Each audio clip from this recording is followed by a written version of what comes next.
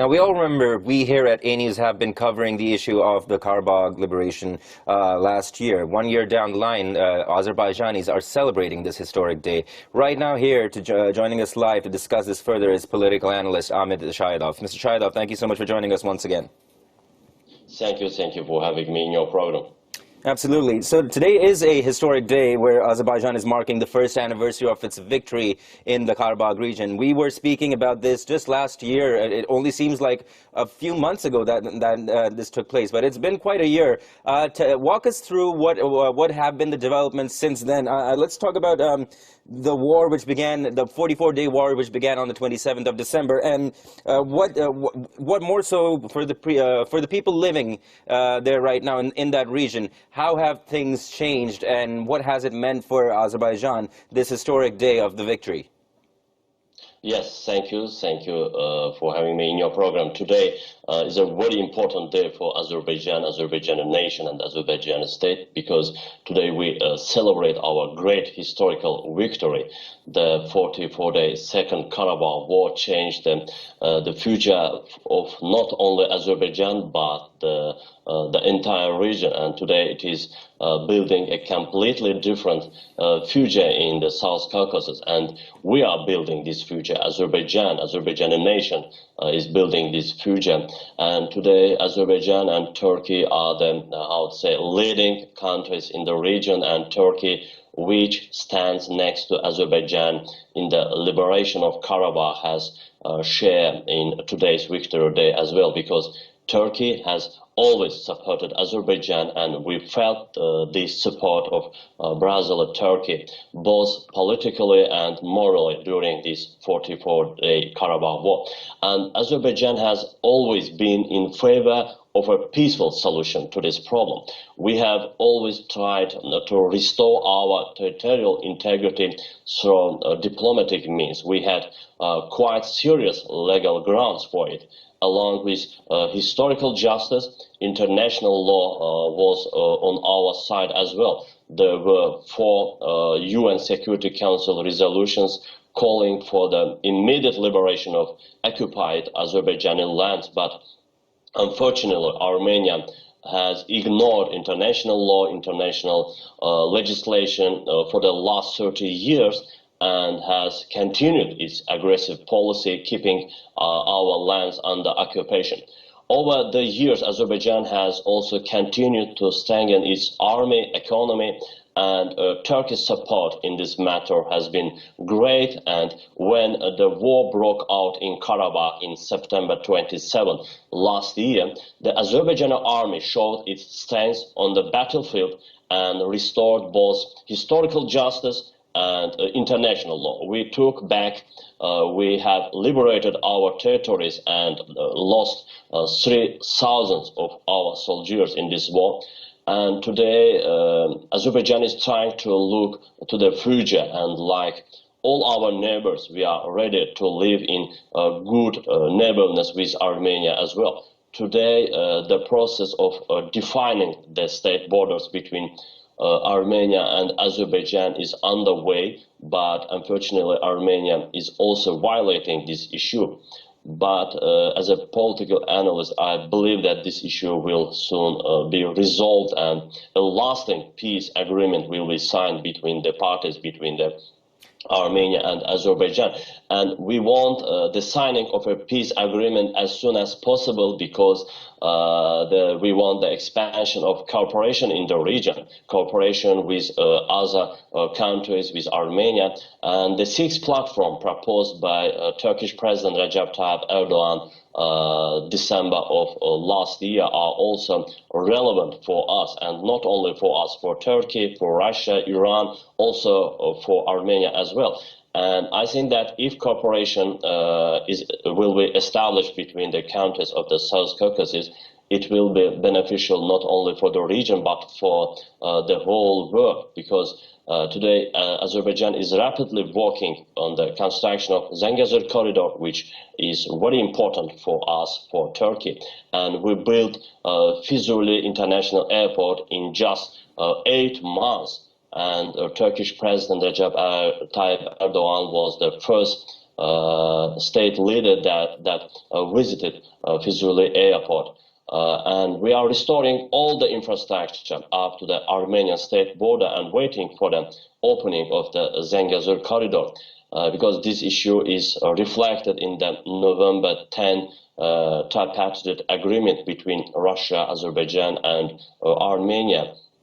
This is very important and sensitive issue for Azerbaijan.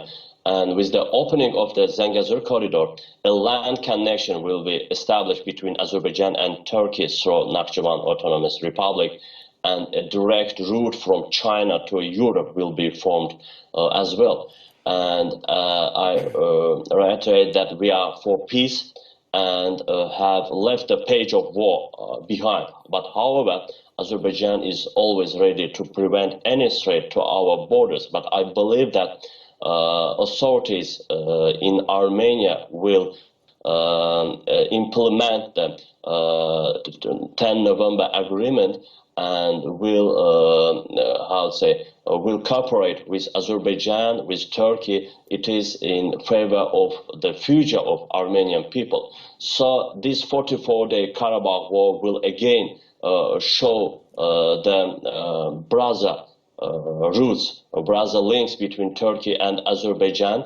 And after signing Shusha declaration in June between Turkey and Azerbaijan in Karabakh, in Shusha city, this one nation, two state formal changed to one nation, one state, because the armies of two states will operate together, diasporas, media platforms, and another state and governmental bodies of two states will operate together. And it means that if in the future any threat to Azerbaijan state borders will be faced by a Turkish army, so the national interest of Azerbaijan is the national interest of Turkey. At the same time, any so Mr. Shahidov, yeah.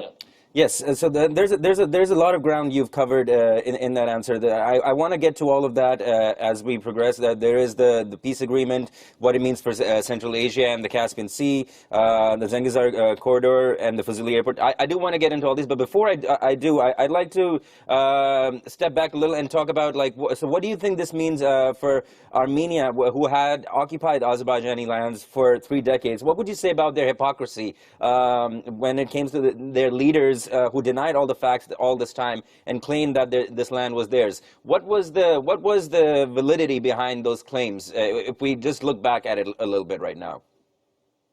You know, Armenian society suffered for decades on their wish. You know, Armenian people wish to have a country from sea to sea, and that's why they have occupied Azerbaijan lands over the 30 years. But all efforts of Armenian lobby and all efforts some Western countries that supported Armenia, it was unsuccessful. And finally, Azerbaijan has liberated its territories, and we have shown to Armenia and to all international community that only Azerbaijani army has restored and has implemented the UN Security Council resolutions. And I think that Armenian society, Armenian government, Armenian state finally understood that it is meaningless to keep under occupation of others' land. It's better to cooperate with neighbors, with Azerbaijan, with Turkey.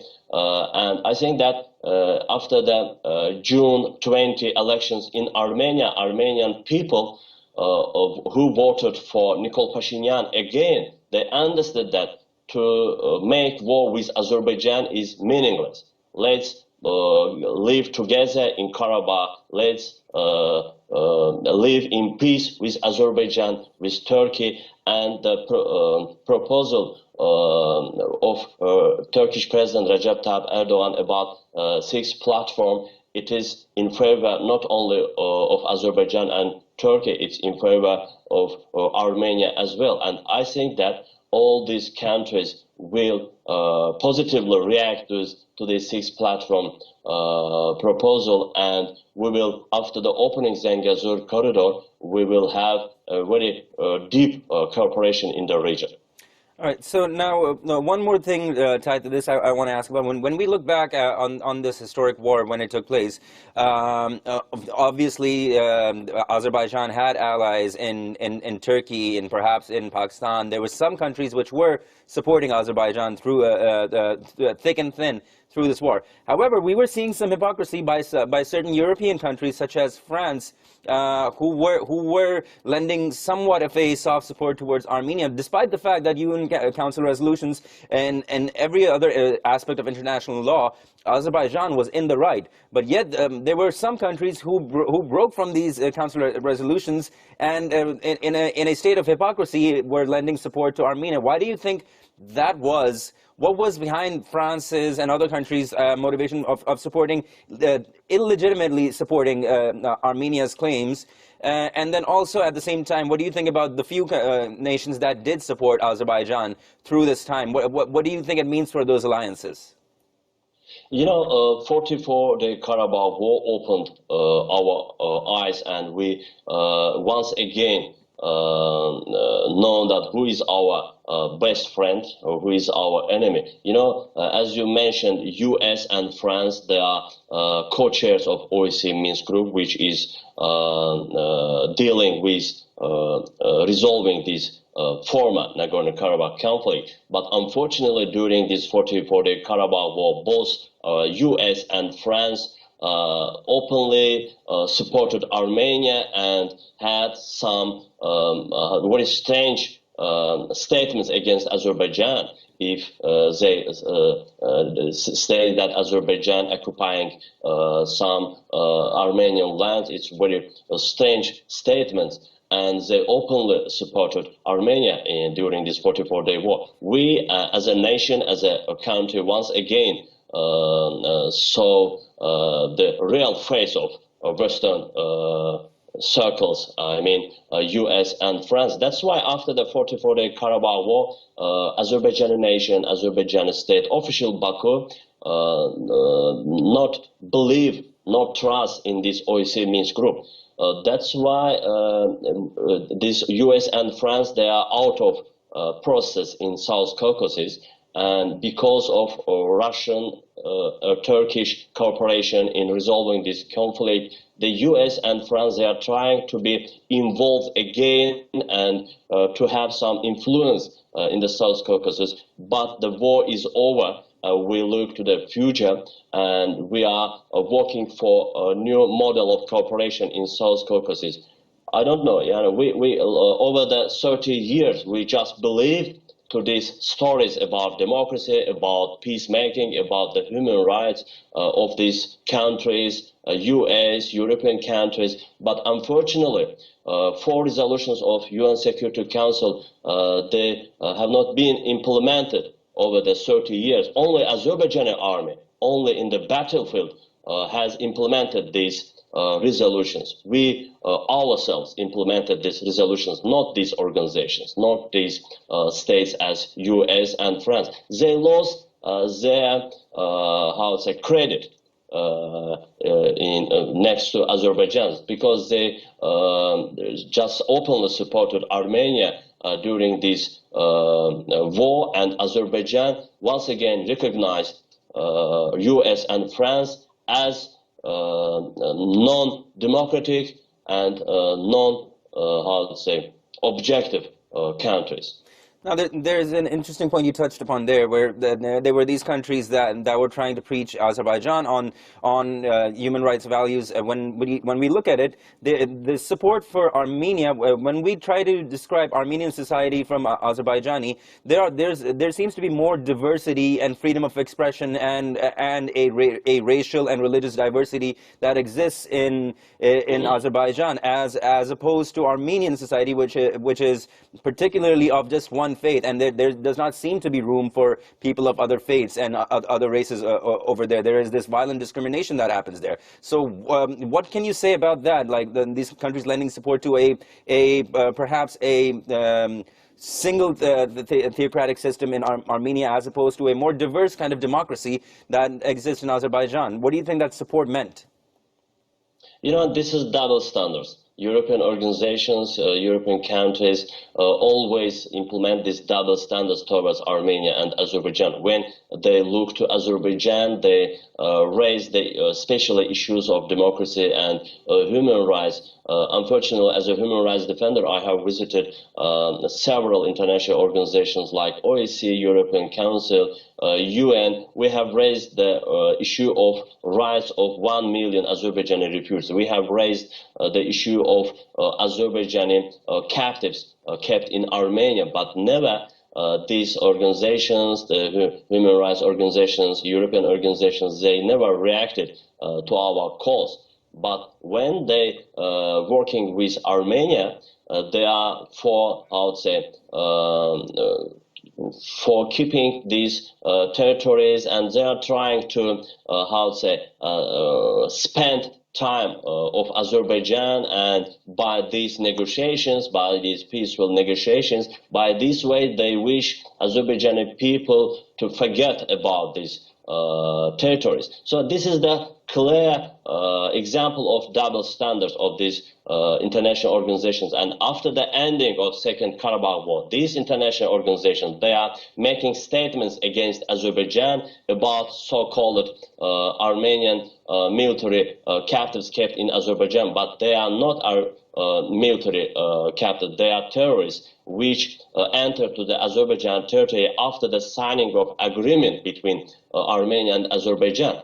But these international organizations demand from official Baku to immediately release these Armenian soldiers, and they are showing themselves like human rights defenders, human rights organizations, but they never talked about about the rights of 1 million Azerbaijani refugees. When they never talked about the rights of Azerbaijani captives kept in Armenia, they are almost 4,000 missing persons during First Karabakh War. As a human rights defender, we always raise this issue in international organizations, but we have never get a positive reaction from this international organization. And finally, during this 44-day war, we have seen again these clear double standards of these international organizations.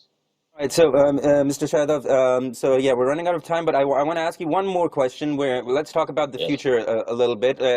Briefly, just walk us through right now with the redevelopment of the Karabakh region, the reopening of Fuzuli Airport, and the Zengezur corridor. What do you think the prospects for the future are, and especially in terms of Azerbaijan's connectivity towards the wider Caspian Sea and connecting Central Asian nations towards Europe and towards South Asia, the significant role that Azerbaijan is playing in the region right now?